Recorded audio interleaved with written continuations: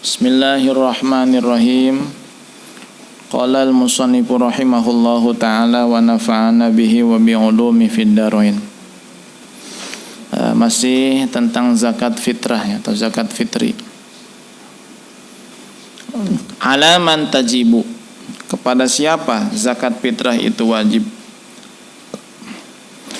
Tajibu ala kulli muslimin, wajib zakat fitrah atas setiap muslim. Berarti orang kafir tidak wajib. Hurrin, yang merdeka. Yamliku, yang memiliki kuta yaumil id, makanan pokok di hari raya. Walailatihi, dan malam hari raya.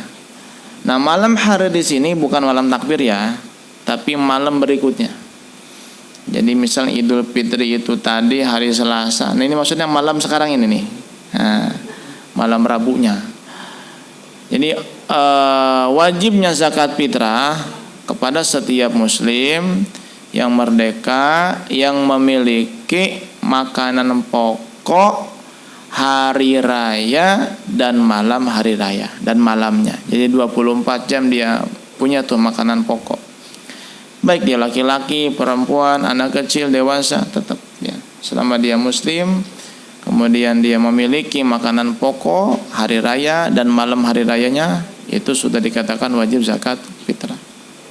Namun kewajiban ini pun harus memenuhi standar lagi. Apa itu?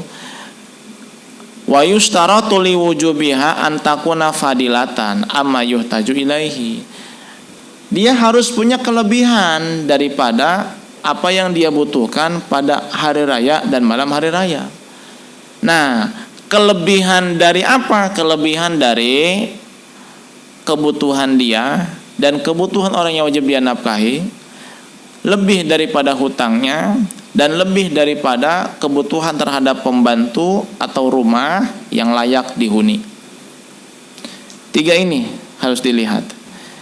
Misalnya nih kebutuhan dia pada hari raya dan malam hari raya, untuk nafkah dia, nafkah anak istrinya, orang tua yang miskin, kemudian untuk pembantunya, tempat tinggalnya, dan hutang. Misalnya nih, untuk sehari semalam itu ia butuh 500.000 misalnya. Dan dia punya kelebihan. Nah, maka dia wajib zakat fitrah. Kalau pas cuma 500.000 misalnya, itu pas untuk bayar hutang, kebutuhan hari raya dan malam hari raya, untuk gaji pembantu, untuk bayar sewa rumah misalnya, pas tuh 500.000, nggak ada kelebihnya, nggak ada, maka tidak wajib zakat fitrah. Begitu, jadi ada kelebihan.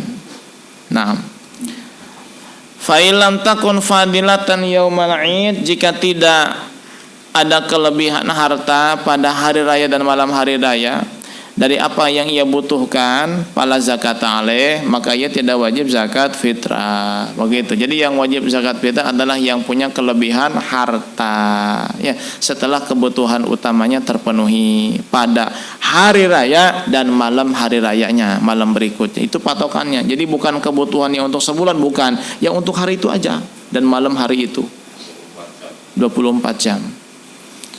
Nah, berapa ukuran yang wajib dikeluarkan? Al wajibu fiha sya'un an kulli syasin. Ya, yang wajib dikeluarkan adalah setiap per individu adalah satu sya'.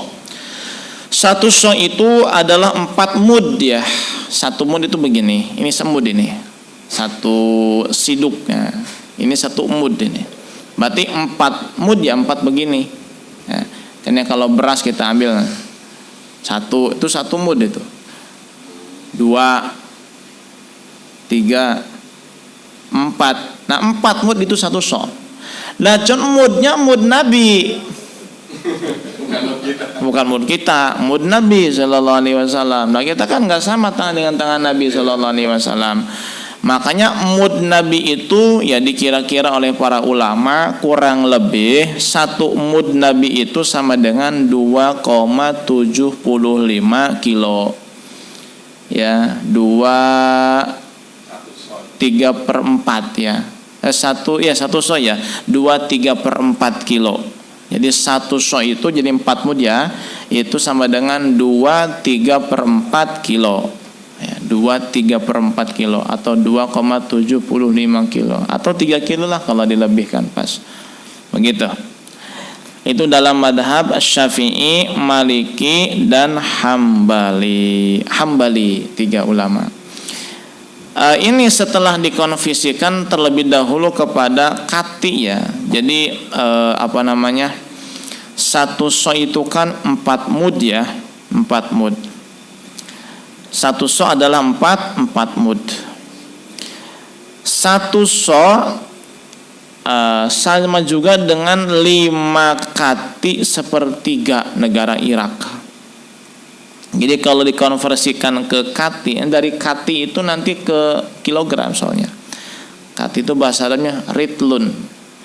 Nah, 1 so berdasarkan madhab Syafi'i, Maliki, dan Hambali itu sama dengan 5 kati sepertiga negara Irak. Nah, kenapa sih pakai patokan Irak ya? Karena dulu pusat pemerintahan itu kan di Irak, di Baghdad ya, di Baghdad. Jadi ketika Islam ini berkembang itu ya berkembang di Baghdad pada saat itu. Ya setelah zamannya Nabi Shallallahu Alaihi Wasallam ya, ketika Islam sudah mulai menyebar ke penjuru dunia sampai ke negara Irak, dan kan di Irak itu ada ya pusat pemerintahan Islam yaitu dinasti Abbasiyah. Dinasti Abbas itu di Irak, di Baghdad ya, di Baghdad. Makanya dulu orang kalau mau menimba ilmu apapun pasti pergi ke negeri Irak, ke negeri Baghdad, pusat ilmu pengetahuan di Irak itu.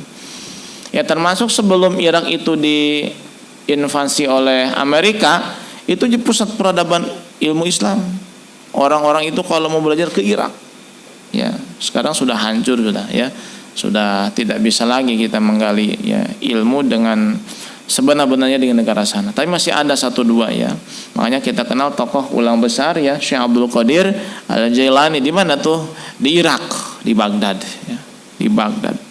Makam Imam Ahmad bin Hambal di Irak juga. Syekh Maruf Kalakhi di Irak juga. Baghdad. Nah, maka patokannya Baghdad ya.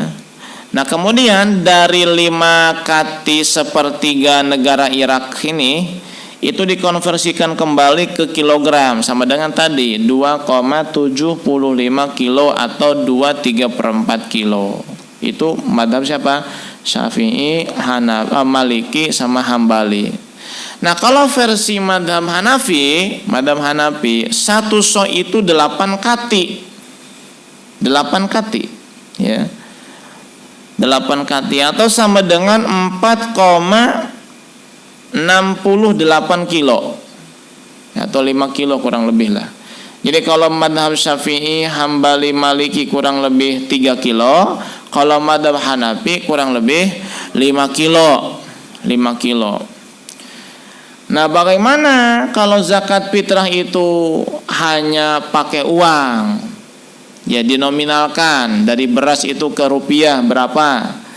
Nah, kalau kita ngikutnya madhab Syafi'i, madhab kita mayoritas Indonesia umat Islam ya, atau Maliki atau Hambali itu nggak boleh sebetulnya, tidak sah zakat fitrah pakai uang ya, tidak sah, harus dari makanan pokok ya, terutama makanan pokok yang dipakai secara galib keseluruhan di satu daerah di mana kita tinggal. Ada dalam madhab yang 4 yaitu madhab Hanafi mengatakan bahwa boleh zakat fitrah itu dikeluarkan hanya harganya saja, pakai uang boleh, pakai qimah, pakai harganya saja, nggak perlu makanan pokok yang kita keluarkan. Itu madhab Hanafi. Nah, sekarang kita kalau ingin ngikut madhab Hanafi di dalam simple lah mengeluarkan zakat fitrah pakai uang ketimbang pakai beras, nggak perlu berabe kita teng-teng beras atau beli beras dulu, udah pakai uang, maka harus ikutnya sepaket dong. Nah, harus sepaket. Maksudnya bagaimana? Madhab Hanafi membolehkan zakat fitrah menggunakan qimah, harganya saja, diuangkan saja. Namun kan mereka punya standar juga. Zakat fitrah itu ya ukuran zaman Nabi ya sama 1 so 4 mud. Tapi kan setelah dikonversikan ke kilogram, mereka punya standar 5 kilo. bukan standar 3 kilo. Makanya kalau ingin ikut madhab Hanafi dalam mengeluarkan zakat fitrah pakai uang, iya sepaket dong, jangan ngambil yang uangnya doang, ambil juga standarnya yaitu 5 kilo, berarti 50.000. 1 kilonya kan berapa? 70.000. Udah 70.000 berarti. Ya, ini zakatnya pakai uang tapi namanya 40.000. Itu talfik namanya. Kenapa talfik? Ya menimpal-nimpal madhab, ngambil yang enak-enaknya aja. Giliran besaran yang ikut madhab Syafi'i karena lebih kecil, giliran simpelnya ikut madhab Hanafi pakai uang. Itu talfik, nggak boleh itu ya. Maka sering saya sampaikan tiap tahun itu harus utuh ya. Harus utuh, harus sepaket begitu. Jadi kalau ngikut zakat fitrah madhab Hanafi sepaket dengan standarnya dong, 5 kilo kurang lebih. Berarti berapa? 70.000 ya? 70.000 begitu. 5 kilo. Nah, itu madhab Hanafi boleh Hanafi ya. Kalau madhab kita, bukan cuma kita ya, termasuk Maliki, Hambali nggak boleh. Harus pakai makanan pokok ya, makanan pokok. Meskipun kita makannya nggak nasi misalnya, kita makannya jagung misalnya ya, kan gandum tuh. Tapi kita boleh ngeluarin zakat fitrah pakai beras ya. Jadi bukan apa yang kita makan, tapi ghalib makanan pokok apa yang sudah menjadi kaprah ya di daerah itu. Kaprahnya daerah itu makannya apa pokoknya? Nasi misalnya, ya kita nasi beras keluarin. Meskipun kita makannya nggak nasi, kan ada begitu. Kan ada nih, adalah 1-2 orang nggak makan nasi, ya dia makannya roti, mie, tapi sehat ya begitu. Itu zakatnya apa? Pakai mie jangan ya. Gandum, ya siapa yang mau nerima gandum? Udah pakai beras aja nggak apa-apa. Karena patokannya bukan apa yang kita makan. Ya awas, kan ada ya suka ya namanya di masyarakat ya. Katanya apa yang kita makan itu yang kita zakat. Enggak. Yang jadi patoknya itu apa? Ghalib, apa yang sudah jadi kaprah makanan pokok di daerah di mana kita mengeluarkan zakat fitrah itu. Nah, ya termasuk ketika kami di Yaman itu kan, di Yaman mayoritas penduduknya ya makanannya adalah roti ya. Nasi itu ya ibaratnya makanan pokok kedua lah. Makanan utamanya tetap roti ya. Pagi roti, malam roti. Kadang kalau acara juga roti, tapi kebanyakan nasi. Jadi nasi itu ya makanan pokok kedua lah begitu. Kalau kita Indonesia kan makanan pokok pertama adalah nasi. Makanan yang kedua ke sana kan banyak, ada roti, ada apa macam-macam lah. Nah, ketika kami di sana itu banyak juga teman-teman kami yang zakat fitrnya pakai gandum. Kenapa? Lebih murah soalnya. Sekilo gandum dengan sekilo beras lebih murah gandum di sana. Mungkin untuk di kita lebih mahal apa? Gandum ya. Gandum kalau di sana lebih murah gandum daripada beras. Kenapa? Karena gandum lebih melimpah ketimbang beras. Sebab beras itu diimpor dari luar. Kalau gandum mereka tanam sendiri. Ada. Begitu. Nggak ada di sana tanaman padi, nggak ada. Kalau gandum banyak. Namun sekarang di Saudi sudah mulai katanya ada tuh sawah-sawah ditanami padi ya, di Saudi. Kenapa? Karena curah hujan sudah mulai banyak sekarang di Saudi. Jadi sudah mulai banyak tanaman-tanaman hijau di sana. Karena curah hujannya sudah mulai banyak. Begitu ya. Jadi sekali lagi kalau mengen zakat fitrah pakai uang, ikut madhab Hanafi harus sepaket begitu. Standarnya 5 kilo. Atau pasnya ya tadi 4,68 kilo. Tapi kan susah ngitungnya. Udahlah 5 kilo aja gitu.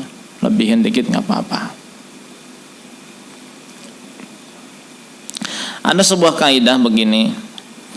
Kullu man talzamuhu nafaqatu ghairihi, setiap orang yang ia wajib menafkahi orang lain, maka ia pun talzamuhu fitratu, wajib memfitrahinya. Misalnya kita nih wajib menafkahi istri ya, maka kita wajib memfitrahi istri, mengeluarkan zakat fitrah untuk istri. Kita wajib menafkahi anak kita yang masih kecil belum balik, maka kita wajib fitrah untuk mereka. Wajib kita menafkahi orang tua misalnya, maka kita juga wajib mengeluarkan fitrah untuk orang tua kita. Itu kaidah sudah tuh. kullu man talzamuhu nafaqatu ghairihi talzamu fitratuhu. Setiap orang yang berkewajiban menafkahi orang lain, maka ia pun berkewajiban mengeluarkan fitrah untuk mereka. Begitu. Namun kaidah ini ada pengecualiannya. Pengecualian secara mantuk, yaitu makna tersurat. Ada pengecualian secara mafhum, makna tersirat. Nah, pertama nih, pengecualian secara mantuk, secara makna tersurat. Apa itu? Kita pahami bahwa tadi katanya kaidahnya setiap orang yang wajib menafkahi orang lain, maka dia wajib mengeluarkan fitrah untuk orang tersebut, kan begitu? Itu kaidahnya tuh. Ada pengecualian, apa itu? Wajib menafkahi orang lain tapi tidak wajib fitrah untuk dia. Apa itu contohnya? Seorang anak wajib menafkahi istri bapaknya. Siapa istri bapaknya? Ibu tiri. Ya, ibu tiri. Ibu tiri misalnya miskin. Ini anak tiri berarti ya, wajib menafkahi istri bapaknya. Pak Zaid misalnya nih punya istri dua. Istri pertama Sarwiti, yang kedua Markonah. Dari Sarwiti punya anak namanya Ali. Nah, Markonah ini miskin. Markonah miskin. Bapaknya Pak Zaid, bapaknya Ali itu Zaid miskin juga. Yang kaya ini Pak Ali, anaknya nih kaya nih. Dia kerja Masya Allah ya. Kaya lah, kerja di Nikomas misalnya. Kaya nih, dia jadi manajer misalnya ya. Manajer. Kaya nih. Dia wajib tuh menafkahi bapak kandungnya, wajib ya, menafkahi ibu kandungnya. Siapa ibu kandungnya? Sarwiti. Nah, apakah dia wajib menafkahi Markonah? Ibu tidak wajib, tetap sama. Tapi tidak wajib mengeluarkan zakat fitrahnya. Itu pengecualian. Ya, kan kaidahnya kan setiap siapa yang kita wajib nafkahi, kita wajib fitrahi, kan begitu. Ada pengecualiannya secara mana tersurat. Apa itu? Ada orang yang wajib dinafkahi sama kita, tapi kita nggak wajib memberi fitrah, mengeluarkan fitrah untuk dia. Contohnya tadi anak tiri, ya, seorang anak wajib menafkahi istri bapaknya atau ibu tirinya. Kalau ibu tirinya miskin, tapi tidak wajib mengeluarkan fitrah untuk ibu tirinya. Itu pengecualian, ya. Tapi kayaknya nafkah juga nggak mau kayaknya nih. Enak aja nafkah ibu tiri saya. Ibu saya sakit hati sama dia. Wah, itu dendam kesumat. Pokoknya kalau udah bilang dendam kesumat, udah hukum itu ya hanya sebatas pemahaman saja. Ya, ada istilah ilmu tinggal ilmu katanya kalau udah yang mainnya perasaan repot. Nah, kemudian ada juga pengecualian secara makna tersirat. Nah, baik. Setiap orang yang wajib menafkahi orang lain, maka ia wajib mengeluarkan zakat fitrah untuk orang tersebut. Apa kebalikannya? Setiap orang yang tidak wajib dinafkahi, atau setiap orang yang tidak wajib menafkahi orang lain, maka dia tidak wajib mengeluarkan fitrah untuk dia. Ada nih pengecualiannya dari pemahaman tadi, dari kebalikan tadi. Apa itu? Ada orang tidak wajib menafkahi orang lain, tapi dia wajib mengeluarkan zakat fitrah untuk dia. Loh, kok begitu? Apa contohnya? Nah, contohnya payustasna min dalika al-abdul abiku, seperti seorang sayyid ya. Bukan duriyat Nabi, seorang kaya yang memiliki hamba sahaya, begitu. Nih hamba sahayanya kabur. Wajib dinafkahi sama sayyidnya, sama pemiliknya, sama tuannya. Enggak wajib, kabur kok. Tapi ini tuannya tetap wajib mengeluarkan zakat fitrah untuk hamba sahaya dia yang kabur. Begitu. Pak Zaid punya hamba sahaya namanya Pak Bakar. Nih Pak Bakar kabur. Zaid nggak wajib menafkahi Pak Bakar karena bohong kabur kok. Tapi Zaid tetap wajib mengeluarkan fitrah untuk Pak Bakar. Ini kan pengecualian. Begitu. Nah, wa idza asara zauju, apabila seorang suami tidak mampu an fitrati zaujatihi, mengeluarkan zakat fitrah untuk istrinya, fala tajibu alaihi, maka suami enggak wajib. suaminya nggak kerja, ya udah di PHK atau udah pensiun, uang pensiunnya sudah habis, akhirnya nggak bisa tuh untuk menzakati istrinya di bulan Ramadan, nggak bisa untuk zakat fitrah buat istrinya. Apakah wajib kepada suami? Ya nggak wajib. Kenapa? Wah, nggak mampu kok. Jadi nggak perlu berhutang, nggak perlu berhutang. Zakat itu ya mirip-mirip haji. Kalau mampu ya zakat, kalau enggak ya nggak wajib. Nggak usah maksain, nggak usah maksain. Nah, sekarang apakah si istri ini wajib zakat fitrah untuk dirinya sendiri? Wala yalzamuha fitratun nafsiyah, nggak wajib juga.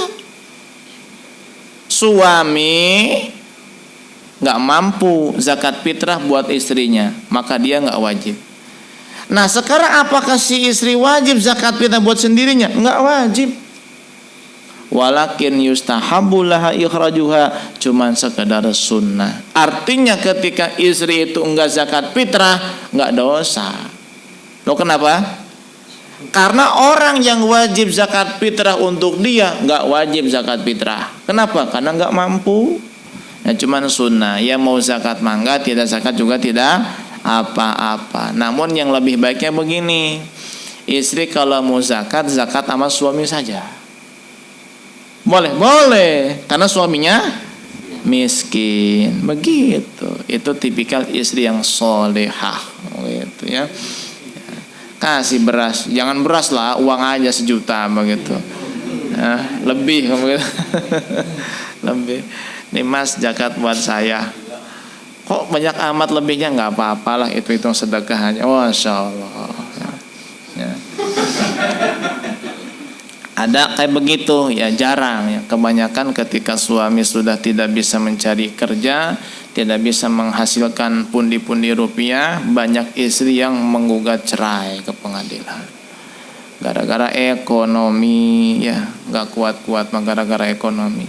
Ini di Kecamatan Jayanti banyak nih kasus kayak begitu. Saya kan sering isi pengajian di KUA ya, itu sering ngobrol dengan pihak sana. Capek saya bolak-balik ke pengadilan katanya. Kenapa? Itu banyak istri yang menggugat cerai suaminya. Apa sih faktor kebanyakannya? Kata dia ekonomi. Waduh. Ada juga faktor yang lain, tapi kebanyakan faktor ekonomi. Ya, jangan kayak begitu ya. Susah senang ditanggung bersama.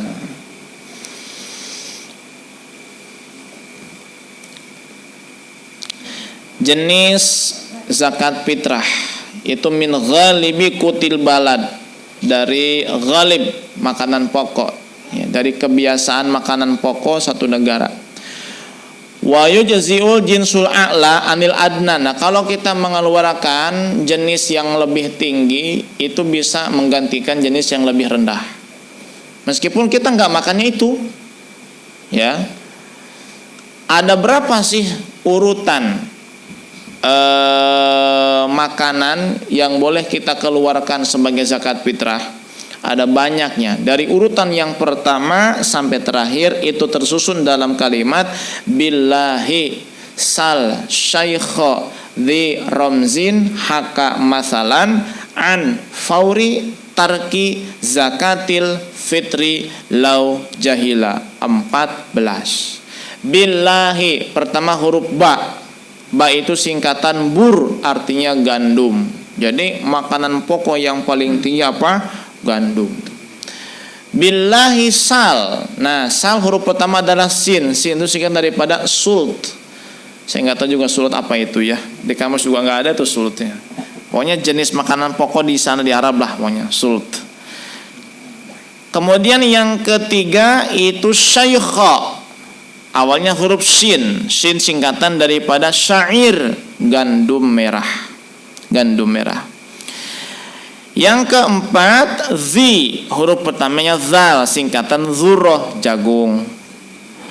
Yang kelima, romzin, huruf pertama adalah ro, singkatan ruz, artinya nasi atau beras. Jadi beras itu urutan yang kelima di bawah gandum. Kita kan sehari-hari makannya nasi, beras. Lalu kita zakat fitrahnya pakai gandum, boleh? Boleh. Kenapa? Gandum lebih tinggi daripada beras. Lebih bagus, lebih mahal lagi. Ya. Kemudian yang keenam, haka. Huruf pertamanya ha, singkatan dari himas. Apa himas? Kacang. Yang ke berapa nih? 7. Yang ketujuh adalah masalah. Huruf pertamanya mim, singkatan dari mas. Apa mas? Biji mas. Kayak bagaimana? Enggak tahu. Biji mas. Pokoknya sejenis biji-bijian aja lah. Itu kalau kita pergi ke pasar-pasar tradisional di Arab sana, itu banyak biji-bijian sana. Ada yang kuning, itu warna asli, itu ada yang merah. Itu mungkin salah satunya ada di situ. Ada situ. Yang kedelapan, an, huruf ain, singkatan dari adas. Apa? Kedelai. Kedelai. 9, tarki, huruf pertama ta, singkatan dari faur dulu, faur ya. Huruf pertama fa, singkatan dari full, kacang tanah. Yang ke-10 adalah tarki, huruf pertama ta, singkat dari tamrun, itu korma. Yang ke-11 adalah zakati, huruf pertama zai, singkatan dari zabib, apa? Kismis. Ya, kismis, anggur kering, kismis itu. Yang ke-12 al-fitri, huruf pertama hamzah, singkatan dari akut, yaitu susu kental. Yang ke-13 lau, huruf pertama lam, singkatan dari laban, susu cair. Ya, susu sapi, susu onta boleh tuh. Tapi yang asli ya, bukan yang sudah di kaleng, dikemas itu. Banyak yang sudah banyak campurannya. Nah, yang terakhir adalah jahila, huruf pertama jim, singkatan dari jubnun, keju tuh. Jadi yang paling atas itu gandum, paling bawah keju, beras urutan yang kelima. Nah, kita kan makannya nasi asal dari beras. Kita zakatnya pakai keju, boleh nggak? Kenapa? Lebih rendah ya. Boleh itu kalau yang paling atas menggantikan yang bawahnya, boleh ya. Seperti itu ya. Berarti yang bisa menggantikan beras itu di kita apa? Gandum, lalu apa sih itu? Nggak tahu lah sih itu. Lalu syair, gandum merah, baru jagung. Boleh tuh jagung ya. Tapi ya nggak umum lah. Zakat kita pakai jagung. Ada tuh di Pokpan itu jagung juga. Nggak ada. Kacang merah ya. Tahu nggak kacang merah? Tahu ya kacang merah ya. Nah terakhir di sini ada masalah. La tujzi'u zakatu 'anil ibnil ladzi la tajibu 'anal abi nafaqatuh. Tidak sah zakat untuk anak yang tidak wajib dinafkahi oleh bapaknya. Emang ada anak yang enggak wajib dinafkahi sama bapaknya? Ada. Kabaligin, anak yang sudah balik. Anak yang sudah balik, bapaknya enggak wajib menafkahi. Kok masih tetap menafkahi? Ya itu sedekah sunnah aja, karena sayang, kasihan, belum kerja, tetap dinafkahi. Tapi kalau uji-ujian dengan hukum ya enggak wajib. Kenapa? Karena sudah balik. Karena sudah balik tidak wajib dinafkahi. Nah, ketika bapaknya mau zakat fitrah untuk anak yang sudah balik tidak wajib dinafkahi, hukum zakatnya tidak sah. Tidak sah. Idza adaha anhu abuhu, ketika bapaknya ngeluarin zakat fitrah untuk si anak yang sudah balik tidak sah. Illa kecuali idza adzina lahu fi ikhraji fitrati, jika anak yang sudah balik itu memberi izin kepada bapaknya. Ngasih izin, Pak, kalau mau zakat buat saya, udah zakat aja nggak apa-apa, saya izinkan, begitu. Atau bapaknya minta izin, nah, bapak minta izin untuk zakat fitrah buat kamu, nah, begitu. Ada izin, ya. Baik minta izin atau dikasih izin. Kalau nggak izin, misalnya dia zakatnya di pabrik, misalnya pabrik ada perwakilan dari Basda misalnya begitu. Udah dikeluarin tuh buat istrinya, buat anaknya sudah balik. Di pesantren anaknya tuh sudah balik tuh. Nggak boleh, itu nggak sah tuh. Kasihan ya. Itu nanti nggak jadi zakat fitrah itu ya. Dan anaknya nanti nggak zakat fitrah karena sudah oleh bapaknya. Ternyata itu tidak sah. Karena sudah balik. Begitu. Bagaimana kalau anak yang masih wajib dinafkahi? Ya seperti anak yang belum balik, laki-laki atau perempuan. Nah itu mah meskipun gak ada izin gak apa-apa. termasuk juga istri ya. Kan wajib kita nafkahi, nggak izin juga nggak apa-apa begitu. Tapi kalau yang nggak wajib dinafkahi itu harus ada izin dulu kalau mau zakat untuk dia. Nah biasanya kalau di kampung itu suka nenek zakat buat cucunya. Nah itu harus ada izin dari siapa? Dari dari bapaknya si anak itu, bukan dari cucunya. Anak kecil itu nggak sah izinnya, ya nggak dianggap izinnya. Jadi harus izin daripada bapaknya yang wajib menafkahi itu. Jangan ujuk-ujuk, udah zakatnya si cucu mah di sini aja. Bilang sama ibunya bukan sama bapaknya, nggak boleh. Izin dulu. Bagaimana kalau sudah zakat baru izin? Ya nggak boleh. Harus sebelum zakat izin. Kalau udah zakat baru izin, nah ya nggak boleh. Jadi patokannya ketika pas zakatnya itu sudah ada izin atau belum, begitu. Termasuk istri yang bekerja, zakat buat suaminya harus ada izin juga. Kenapa? Karena istri tidak wajib menafkahi suaminya, begitu. Izin. Ya kalau izin pasti diizinkan kan? Ya cuman tetap harus ada izinnya secara lisan terucap. Baik. Masailu mutafariqatun fi zakah, beberapa masalah yang terurai di dalam masalah zakat ya. Nanti kita lanjutkan dalam kajian berikutnya insyaallah. Mungkin minggu depan Tajul Arus ya, bulan pertama, minggu pertama. Wallahu a'lam bishawab.